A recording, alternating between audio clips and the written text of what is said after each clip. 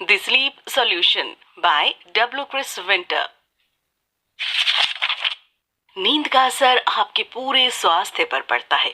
क्या आप भी उनमें से एक हैं जो अच्छी नींद के लिए तरसते हैं?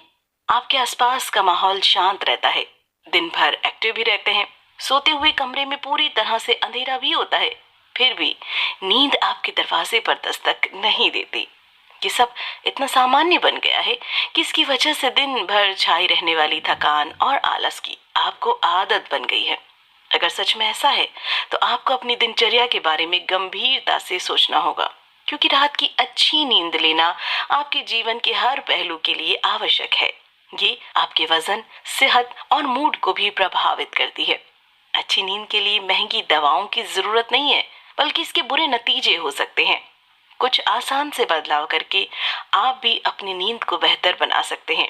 इस समरी को पढ़कर आप जानेंगे इंसोम्निया से जुड़े कुछ मिथ के बारे में। थकान और नींद ना आने में क्या अंतर है, और सोते समय मोबाइल दूर क्यों रखना चाहिए? तो चलिए शुरू करते हैं। नींद के फायदे अनगिनत हैं। हम आपको इसके कुछ मुख्य फायदे बताते हैं। हमारे शरीर की तरह मस्तिष्क में भी वेस्ट प्रोडक्ट बनते हैं। इनको बाहर निकालने के लिए मस्तिष्क के पास ग्लैम्फेटिक सिस्टम होता है। इस सिस्टम की खोज 2015 में अलेक्सेंड्री एंड एंटोनियो लोवियोने नाम के 2 रिसर्चर्स ने की थी। हालांकि ये इंडिपेंडेंट रूप से अपनी अपनी रिसर्च कर रहे थे। ग्लाइम्फेटिक सिस्टम कई तरह के टॉक्सिन एलिमिनेट करता है। इसमें एमाइलॉइड बीटा नाम की प्रोटीन भी शामिल है। ये अल्जाइमर के रोगियों के दिमाग में पाई जाती है। सोते वक्त ये सिस्टम 60% ज्यादा तेजी से काम करता है। इसीलिए नींद पूरी करना बहुत जरूरी है, वरना मस्तिष्क को वेस्ट प्रोडक्ट से छुटकारा पाने का पूरा मौका नहीं मिलेगा। अगर आप अपने मस्तिष्क की सफाई की रफ्तार को बढ़ाना चाहते हैं तो करवट लेकर सोना सबसे अच्छा रहता है। न्यूयॉर्क के स्टोनी ब्रुक विश्वविद्यालय में रोडेंट्स यानी चूहे, गिलहरी और खरगोश जैसे जीव पर हुई एक स्टडी में ये तथ्य सामने आया है कि जब आप करवट लेकर सो रहे होते हैं तो ये सबसे अच्छी तरह काम करता है। अच्छी नींद आपके दिल और इम्यूनिटी को भी मजबूत बनाती है। बहुत से स्टडी से ये पता चला है कि खराब नींद में हाई बीपी, दिल के दौरे, स्ट्रोक और हार्ट फेल होने का खतरा बढ़ जाता है। इसकी वजह से दिल की धड़कनें भी अनियमित हो जाती हैं।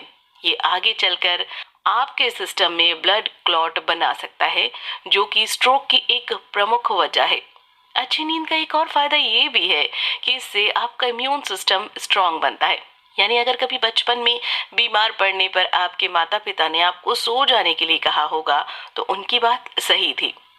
2015 में कैलिफोर्निया यूनिवर्सिटी में हुई एक स्टडी में पाया गया कि जो लोग सर्दी जुकाम के वायरस के संपर्क में आने के बाद 6 घंटे या उससे कम सोते थे, उनमें 7 घंटे या उससे ज्यादा सोने वालों की तुलना में सर्दी लगने की संभावना ज्यादा थी।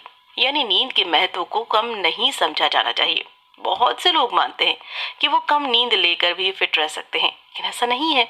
इसके बारे में आप आगे पढ़ेंगे। लोग अक्सर नींद की कमी और थकान के बीच फर्क करने में गलती कर जाते हैं। कुछ लोग ये मानते हैं कि वो कम सोते हैं, जबकि कुछ का मानना है कि उन्हें नींद बिल्कुल ही नहीं आती है। ये लोग अक्सर दोस्तों या डॉक्टर से भी यही बताते हैं, लेकिन सच्चाई ये है कि हर कोई सोता है, बस कुछ लोग सही तरीके से नहीं सो पाते हैं। University of Pennsylvania school of medicine में 2003 में हुई एक स्टडी इस बात को साबित करती है। इस स्टडी में 4 घंटे, 6 घंटे और 8 घंटे सोने वालों के ग्रुप बनाए गए। इस स्टडी के शुरुआत और अंत में टेस्ट किए गए। 6 घंटे सोने वाले लोगों के ग्रुप में फाइनल टेस्ट के दौरान 25% लोग सो गए, जबकि उनका मानना था कि वो अपनी नींद पूरी कर रहे थे। हालांकि टेस्ट रिजल्ट कुछ और ही कहते थे। इनसे यही साबित हुआ कि आपको सही तरह से काम करने के लिए नींद की जरूरत है। इसके बिना आपकी जान पर भी बन सकती है।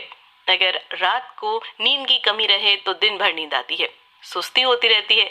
इस तरह की फीलिंग्स का मतलब ही है कि आप और सोना चाह रहे हैं, जबकि थकान का मतलब होता है एनर्जी में कमी। ये दोनों शब्द अलग अलग हैं, लेकिन अक्सर इनको एक दूसरे की जगह इस्तेमाल कर लिया जाता है। नींद की कमी के कारण थकन हो सकती है, लेकिन इसके और भी कारण हो सकते हैं। थकान से पीड़ित व्यक्ति में विटामिन बी की कमी, डायबिटीज या डिप्रेशन हो सकता है। इसीलिए जो लोग नींद की कमी से परेशान हैं या इससे ठीक करने की कोशिश कर रहे हैं और फिर भी उन्हें थकान महसूस होती है, तो उन्हें अपने डॉक्टर से इस बारे में बात करनी चाहिए। स्लीपीनेस के 3 अलग अलग कारण होते हैं। पहली है दवाइयाँ। कुछ दवाइयों की वजह से आपको नींद आ सकती है। दूसरी वजह नींद की कमी है। ये तब भी होता है कि जब आप जरूरत से कम सोते हैं। नींद पूरी न होने से सोने की इच्छा बढ़ जाती है, बिल्कुल वैसे ही जैसे पेट भरा न हो पर आपको भूखे रहने का एहसास होता है। तीसरा कारण है नींद की गड़बड़ी। इसका मतलब है कि आप सोते तो हैं लेकिन सही तरह से नहीं, यानी जब आपके दिमाग को सो जाना चाहिए तब उसका एक हिस्सा जाग रहा होता है। अगले भाग में आप पढ़ेंगे कि नींद के दौरान वास्तव में ऐसा क्या होता है। नींद के बारे में अभी बहुत जानना बाकी है, लेकिन हमें इतना जरूर पता है कि अच्छी नींद के लिए 3 चरण जरूरी हैं। हल्की नींद चेतना और गहरी नींद के बीच की अवस्था है। इस स्टेज से जाग जाना आसान है। हल्की नींद को भी N1 और N2 स्लीप में बांटा जा सकता है। आप अपनी कुल नींद का सिर्फ 5% ही N1 स्लीप लेते हैं, जबकि N2 स्टेज इसका लगभग 50% बनती है।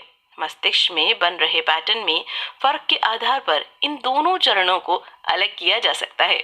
अगला चरण है गहरी नींद या N3 स्लीप। जैसे आप किसी मशीन को रिस्टोर करते हैं, इस दौरान शरीर भी रिस्टोरेशन से गुजरता है। इस वजह से आप सुबह उठने पर आराम महसूस करते हैं। रात की नींद से पहले आधे हिस्से में आप गहरी नींद का ज्यादातर कोटा पूरा कर लेते हैं।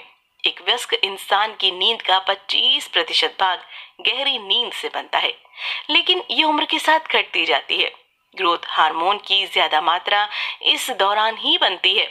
इसीलिए आपकी इम्यूनिटी को बढ़ाने, चोट ठीक करने और आपकी हड्डियों और मांसपेशियों को मजबूत करने के लिए ये चरण महत्वपूर्ण है। लेखक सपनों वाली नींद को तीसरे चरण में गिनते हैं। हालांकि इसका वैज्ञानिक नाम रैम स्लीप है।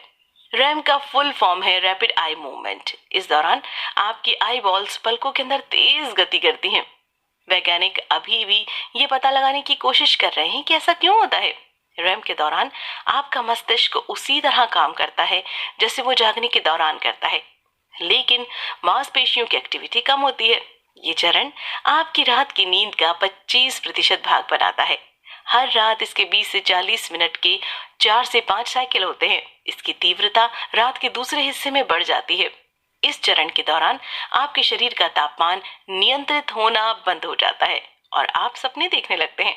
एक रात में N1 और N2 में, फिर गहरी नींद में, उसके बाद N2 में और फिर रैम स्लीप में आते जाते हैं।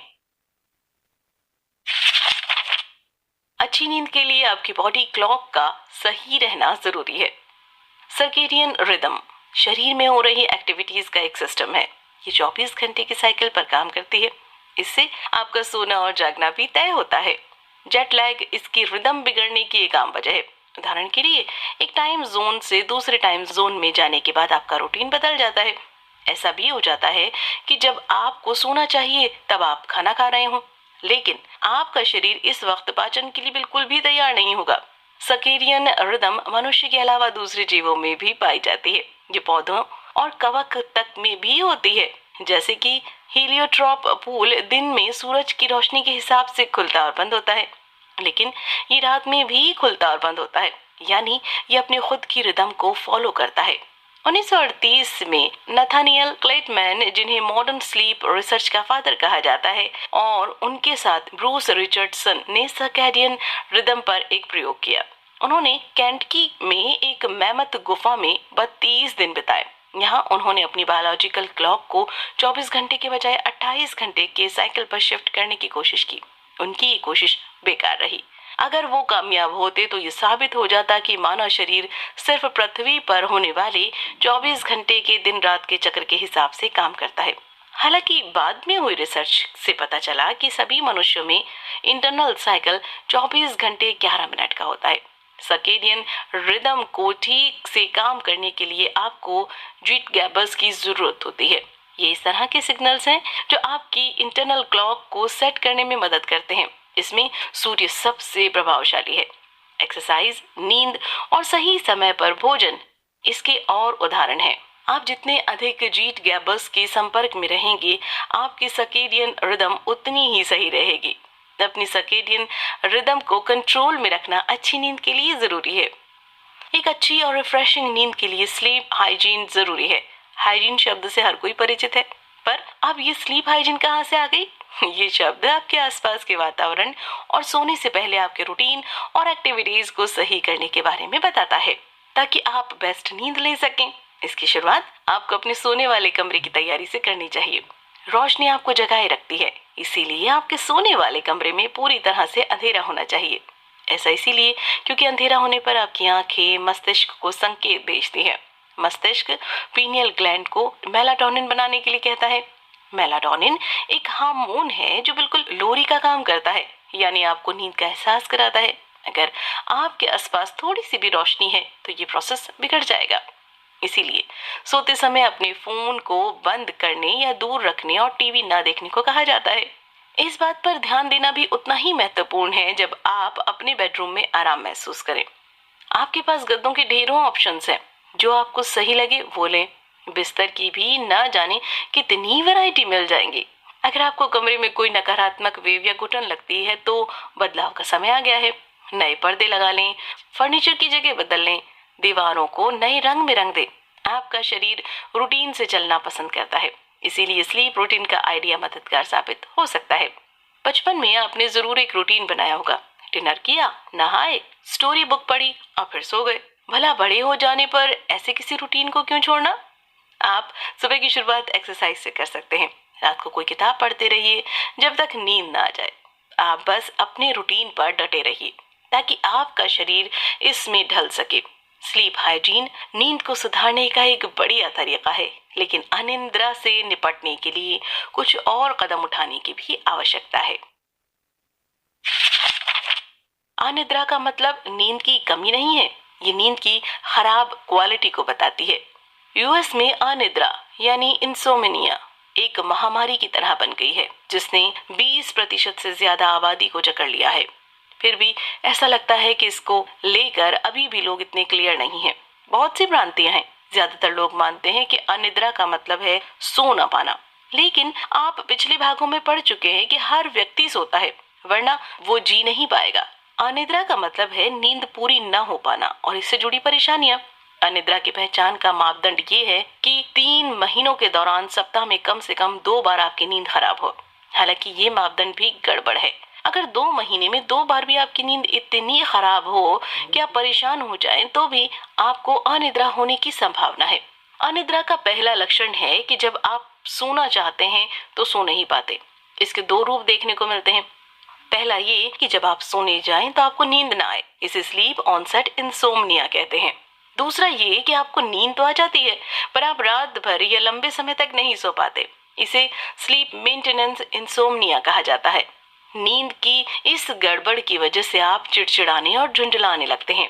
कुछ लोग महीने में 2 बार सही से नहीं सोते और उन्हें कोई फर्क नहीं पड़ता, जबकि कुछ ऐसे भी हैं जिनकी नींद महीने में 1 बार भी बिगड़ गई तो बुरी तरह से परेशान हो जाते हैं। यही अनिद्रा का लक्षण है। इस स्थिति की जड़ में अक्सर चिंता, तनाव या कुछ मेडिकल रीजन होते हैं। हालांकि इन वजहों को समझकर और इनसे निपटने के तरीके ढूंढकर इसे ठीक किया जा सकता है। कई लोग नींद की गोलियों की तरफ हाथ बढ़ा लेते हैं, जबकि ये कोई बेहतर उपाय नहीं है। आजकल हर व्यक्ति नींद की कमी से जुड़े खतरों को समझता है। लोगों को इस बात के लिए जागरूक किया जा रहा है कि नींद की कमी उनकी सेहत के साथ खिलवाड़ कर रही है और उन्हें मोटापे की तरफ धकेल रही है।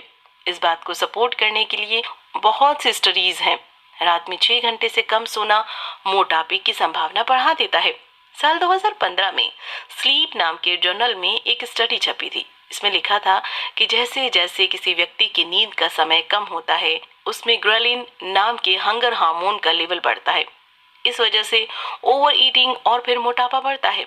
इस तरह की जानकारी से प्रभावित होकर लोग ऐसे उपाय ढूंढने लगते हैं जिनसे उनको तुरंत नींद आ जाए। उनके दिमाग में पहला नाम आता है नींद की गोलियों का। लोग सोचते हैं कि ये गोलियां चमत्कार कर देंगी। हालांकि ज्यादातर स्टडीज में ही सामने आया है कि इनका असर भी एक सीमा तक होता है। स्टडीज में आमतौर पर यह देखा जाता है कि ये गोलियां सोने में लगने वाले समय को थोड़ा और कम कर देती हैं और नींद लेने के समय को थोड़ा बढ़ा देती हैं।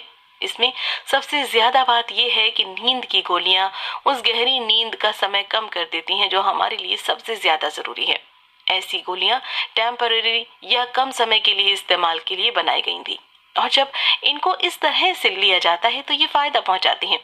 मान लीजिए कि आपके किसी प्रिय का निधन हो गया है और आप बहुत दुख में हैं। ऐसे में नींद की गोलियां अच्छा विकल्प हो सकती हैं। नींद की गोलियां सही तरह से प्लान करके लेनी चाहिए। आपको अपने डॉक्टर से इस बारे में बात जरूर करनी चाहिए। आपके लिए ये समझना जरूरी है कि ये गोलियां कब लेनी है, कब तक लेनी है और कब इनको बंद करना है, और कब लेना नुकसानदायक हो सकता है। नींद की गोलियों से बेहतर उपाय है कि आप सोने का समय तय करके उसको फॉलो करें। इसके बारे में आप अगले भाग में जान जाएंगे। अच्छी और आरामदायक नींद के लिए सोने और जागने का एक रूटीन होना जरूरी है। अगर आप रोज सुबह अलग अलग समय पर उठते हैं और इसके हिसाब से अपना बाकी रूटीन बनाते हैं तो आपको थोड़ा रेगुलर होने की जरूरत है। जागने का समय आपकी नींद को बहुत प्रभावित करता है। अच्छी नींद के लिए आपको सोने और जागने के वक्त पर ध्यान देना चाहिए। एक बार जब आप इसकी आदत डाल लेते हैं तो रात की नींद गड़बड़ होने का कोई असर नहीं होता। अगर आप रात की नींद के हिसाब से अगली सुबह उठते हैं तो आपकी सेहत अब नींद की मुट्ठी में आ जाती है। सबसे पहले जागने के लिए एक समय तय कर लें जो आपको ठीक लगे। हाँ, इसका मतलब ये भी नहीं है कि आपने सुबह 10 बजे जागना तय कर लिया। अगर आप शावर में पानी की ठंडक या सुबह की चाय का आनंद लेना चाहते हैं तो थोड़ा पहले उठ जाएं।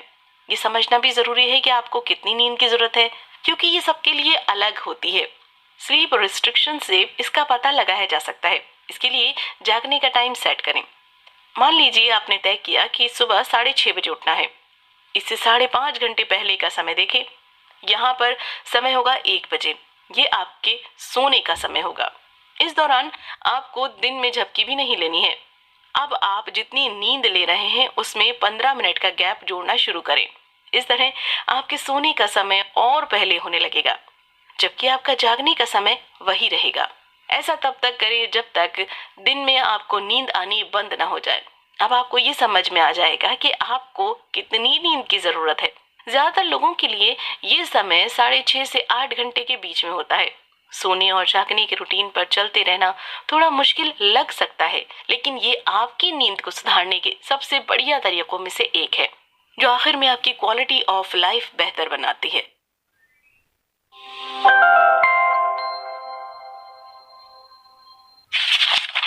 कुल मिलाकर ये बस एक मिथ है कि कुछ लोग नींद पूरी किए बिना अच्छी तरह जी सकते हैं। अगर आपको नींद से जुड़ी कोई समस्या है तो इसे ठीक करने के लिए आप कुछ उपाय कर सकते हैं। अपनी सर्केडियन रिदम पर ध्यान दीजिए, स्लीप हाइजीन मेंटेन कीजिए और सोने और जागने का वक्त तय रखिए। इससे आपको अपनी नींद और जीवन में सकारात्मक सुधार देखने को मिलेगा। क्या करें? अगर जरूरी हो तो झपकी ले लिया करें। इसका कोई रूल तो नहीं बनाया जा सकता, लेकिन कुछ बातें सब पर लागू होती हैं। झपकी लेना रात की नींद का विकल्प नहीं बन सकता है, लेकिन ये नींद के असर को थोड़ा बढ़ा जरूर सकता है। दिन के शुरुआती घंटों में 30 मिनट तक का समय इसके लिए सबसे अच्छा है। नींद की तरह इसका समय भी तय रखने से आप इसका ज्यादा लाभ उठा सकते हैं।